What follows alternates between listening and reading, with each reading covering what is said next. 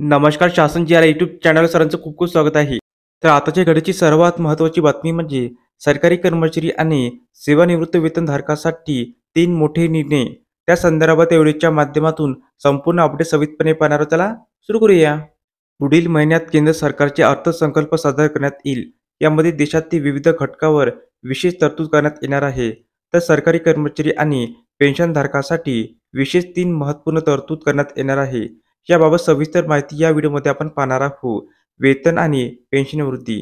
8 वेतन आयोग लागू करण्यास केंद्र सरकारने मंजुरी दिल्याने दिनांक 1/1/26 पासून केंद्रीय कर्मचारी आणि पेन्शनधारकांना वेतन आणि पेन्शनमध्ये मोठी वृद्धी होणार आहे. याकरिता नवीन वेतन श्रेणी सुधारित पेन्शन संरचना अंमलात आणणार आहे. यासाठी अर्थसंकल्पामध्ये विशेष तरतूद केली जाणार आहे. आयकर मर्यादा.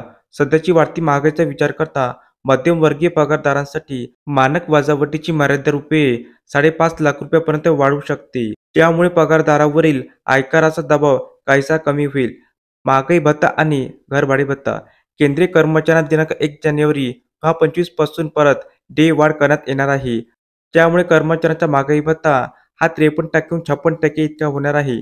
महागाई भत्ताचा दर ही 50% पेक्षा अधिक झाल्याने घरभाडे भत्ता वाढीबाबत मोठी तरतूद अर्थसंकल्पामध्ये करण्यात येईल. तर अशा प्रकारे सरकारी कर्मचाऱ्यांसंदर्भात अतिशय महत्त्वपूर्ण अपडेट या व्हिडिओच्या माध्यमातून आपण पाहिली आहे. तर हा व्हिडिओ आपल्यास आवडला असेल तर चॅनलला नक्की सबस्क्राईब करा, लाईक करा, कमेंट करा आणि असेच नवनवीन अपडेट मिळवण्यासाठी शासन जी या यूट्यूब चॅनलला सबस्क्राईब करायला अजिबात विसरू नका. धन्यवाद.